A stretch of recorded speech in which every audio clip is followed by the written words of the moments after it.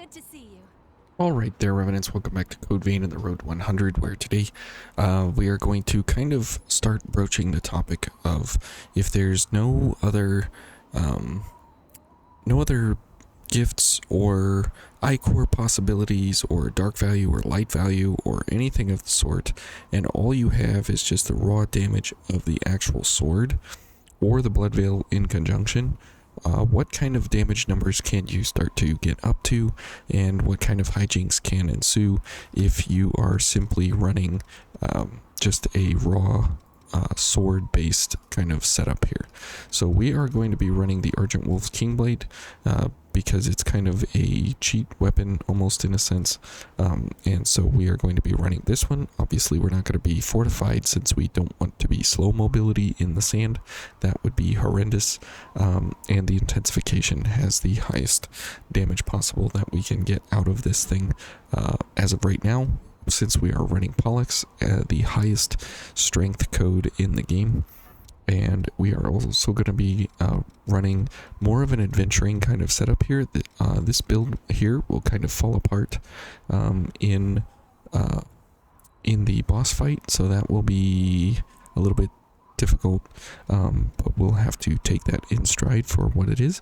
But the rest of this here, adventuring through this entire crown of sand here, this is going to be a real treat for us, since we will be having to simply make our way through and smashing the boys here as they arrive. And as you see, we do have Fatal Surge active and available. If we do want to try and get Fatal Surge active and running, that will be very, very, very good. So you can see that we are pretty overpowered just as we are if we do happen to get a backstab here.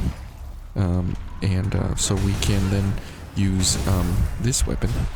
So if we want to, we can go ahead and try and get focused here. If this guy is not going to, anyways, whatever, we will just take him down. That's fine. We'll take gift extension here, and let's try and go for at least a couple of ideas here that can help us ensure our survival. So and as you saw there, we took damage, so we got about half of our health destroyed, which is not great, especially when we are having Sturdy Body active, because that huge increase in our whoops, okay, this guy is just wailing away on us here. But you can see there, 10,500 on a launch attack is very, very, very beautiful, to say the least. And we are able to get rid of that leak immediately. And you can see that the amount of damage that we're taking is extremely considerable here. And it's a real problem for us. But that's the beauty of having what we have here, in that we can, take the damage and still end up being okay. Okay, and let's go for a launch now. And now we can go for a Fatal Surge. Now the problem is, right, that we don't have enough health saved up to keep going.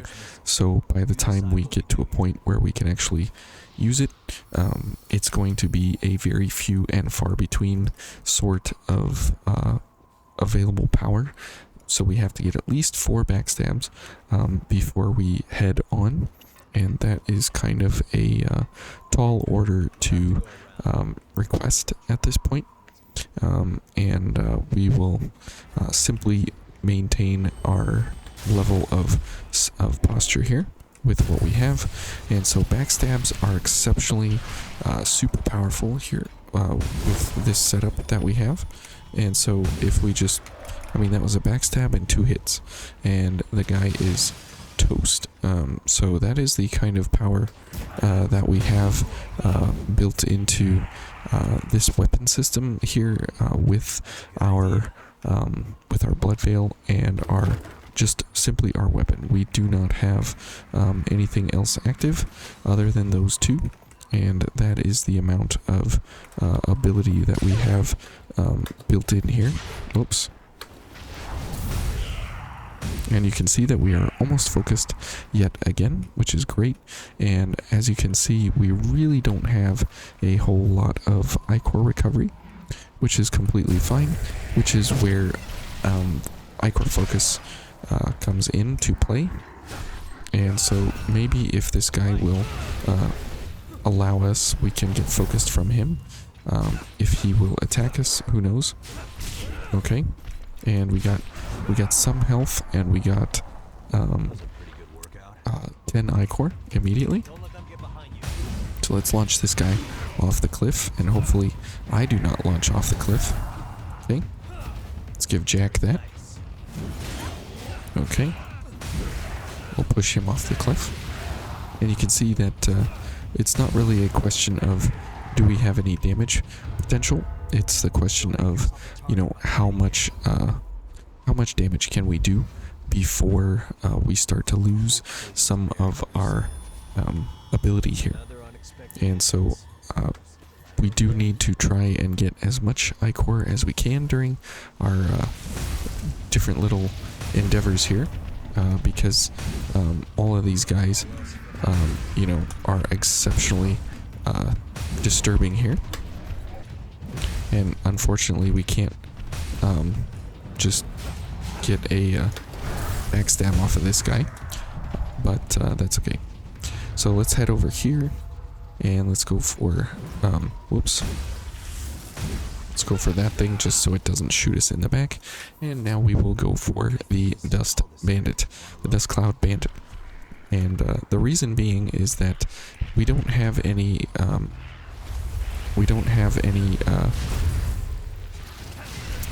real Ichor potential. We don't have any real gift potential or anything, and so it's all just about the amount of damage that we are going to put out here. Okay, and let's go ahead and launch him. And you can see there that we're in the crazy amount of damage range there. Let's launch him again. Okay, good. And let's go ahead and load this up. And because we're using the cheat weapon, right, of the Argent Wolf Kingblade, we can kind of stagger lock him. And that's completely fine. And shockingly enough, Jack gets the kill. And you can see that we don't even really have any Ichor to be engaging in this fight, and we really don't have any business being over there playing around with him. But it doesn't matter, because the amount of damage output that we have just from a blood code matched with a weapon is significantly powerful. And it there again, we just dodge, and we're able to get focused. You know, whoops, we're able to get focused much more readily than we normally would otherwise. Okay, let's get rid of that. Okay, and let's get our shield here. So you can see that we're able to get focused. We're able to, you know, keep up with the actual damage needs of our requirements here. Otherwise, we are going to have some serious problems. And there's not really an enemy that really puts us into a severe problem zone. Okay, now that would have been nice to miss that. Whoops. Whoops. And all of this disaster went downhill immediately, just after we talked about not having any problems. So, anyways, that's how it goes sometimes. The cookie crumbles off the table and falls on the floor and rolls around, and you just wish that didn't happen. So, unfortunate. So you can see that, you know, the Ichor recovery is really not there at all, and that is by design in this build set here. just because of the fact that just because of the fact that we are not able to recover Ichor doesn't mean that we are not able to actually maintain our prowess here in the level. So with look at that, 8100 damage, absolutely incredible that we are able to do those kinds of damage numbers with our Blood Veil. Now again, that is exactly where this entire build set will fall apart during the successor fight, is the fact that we can't get those numbers by simply, you know, we can't get those numbers by simply doing a backstab or whatever. And so that's a real problem for us that we will have to severely be interested in how that is going to go down. And so in order to actually make that function correctly, the getting focused won't really be you know, a super benefit that it is here for right now, while we are adventuring here with these guys.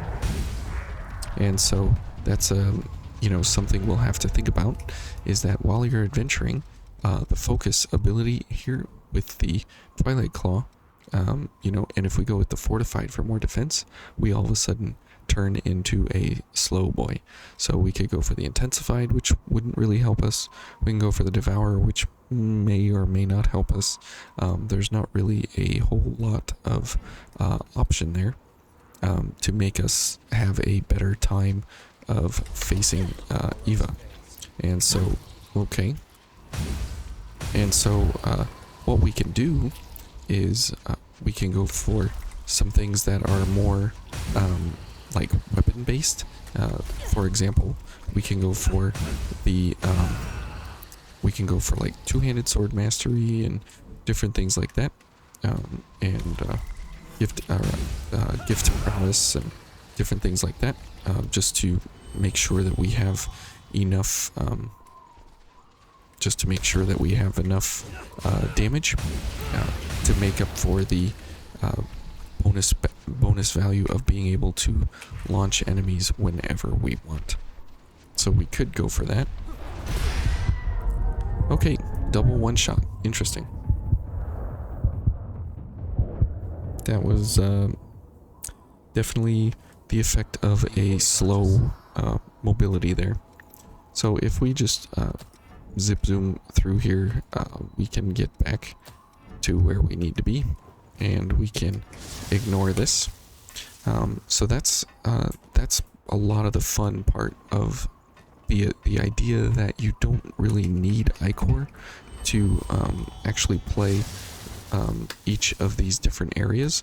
And it's true in a lot of cases, is that you don't really need anything specific in order to make a build unique or special. You just need a little bit of imagination, and you can turn it around very, very, very quickly for the better and in your favor. Okay, so as we get up here, we will be into the position of not being able to get through here. Whoops. Okay. Alright. And let's see. There we go.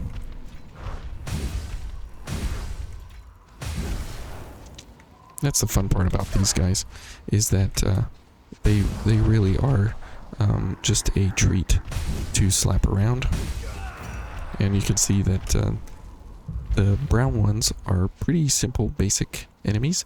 They don't really do a whole lot to, you know, make things a problem. Okay, good. And then you. Goodbye. 2,700 on one hit, 3,600 on that second hit. So pretty impressive, the amount of damage that that we're able to do simply just with the weapon itself, with no other buffs or Ichor to strengthen us in any way, shape, or form. Pretty incredible that that's actually the case, because typically you need a weapon or something, or a buff or something like that, in order to make it, you know, actually special or usable. And so this way, you don't actually need any of that. Ouch. Okay. Let's grab our haze here. Let's get rid of leak.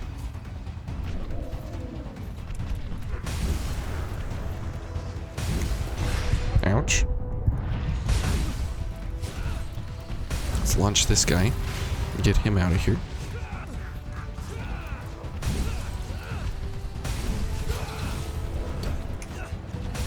Okay. Good. Sure does, Jack. Okay. And we did not even have our foul blood barrier available to us, unfortunate. But that's how it goes sometimes. Okay.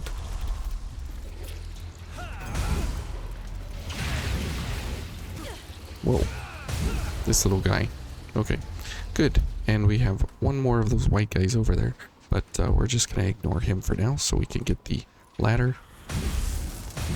Because if you miss this ladder, it's kind of a pain, as you've seen, in order to get to and from these different areas.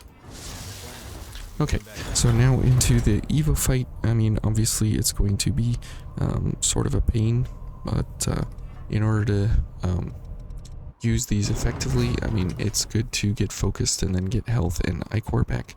The Ichor is definitely important. The health is not as important, but two-handed sword mastery will put us into a huge amount of damage here, and we can go for, if we're trying to go for focus things, then we can go for like ice buff or no, we can't go for those, but we could go for like ice buff or something, or there's a couple other things here that we could do. We could go for the 10% increase in swift destruction, and some increase in health. So that would be something that we could do for the boss fight to make it more, you know, make it more valuable for us. And so when we get up there, obviously we can go for the Jack buff and everything, because we are going to have some problems with damage, and so we can use a blood blend and blood sacrifice, and we can get our full build going before we actually get into the fight. And as you saw, it was exceptionally hard to get the amount of damage, or get the amount of Ichor required to use Fatal Surge during adventuring, and that is very, very, very difficult to have happen in game, in time, in a short enough, valuable enough amount of space that you can actually have that happen where it is usable and doable. And so unfortunate for us that we did not actually get to that point where we could have used it, but we can definitely blood blend our way to victory here with Jack and everything. So we put Fatal Surge here, and we'll put Blood Sacrifice here, and you can see that we can't use it until we use Cognitive Zeal, so that's completely fine. And here, let's go for Louis' Blood Blend. Okay, and we'll do this and this, and we'll do 2 of these, and then we'll do the Blood Blend. Okay, and we'll get these going. Okay, foul blood, good. And then we will heal up all the way to our 5,300 hit points here, and then we will get Jack going. So we've got 90 seconds now to make this work, and let's see how it goes. Okay. And here we go. So this is pretty intense, but watch the damage numbers and such, because we will be you know, sitting here basically with just a strong sword, and that is all we have, is just the raw damage of the sword itself. Okay. And if we get a knockdown here, that would be great. There's no guarantee of that. Did we get him? Yeah, we got Jack. Okay. We might get another knockdown if we are lucky. Okay, there we go. And it's over. So that is pretty insane that a sword with no buffs except Fatal Surge, no nothing on it at all. Zero weaknesses sought out like ice or different things like this, that you can actually go through. The successor of the throat, who has about 154,000 HP, that we can absolutely dominate that health bar with one simple buff, and that is truly where the power of Pollux begins to shine, is when things like this happen. Let's see, and if we let's just go here for Vow of Ichor, and let's go for Blood Sacrifice again, and let me show you what our damage numbers were around here, and it'll kind of give you an idea of where we were at.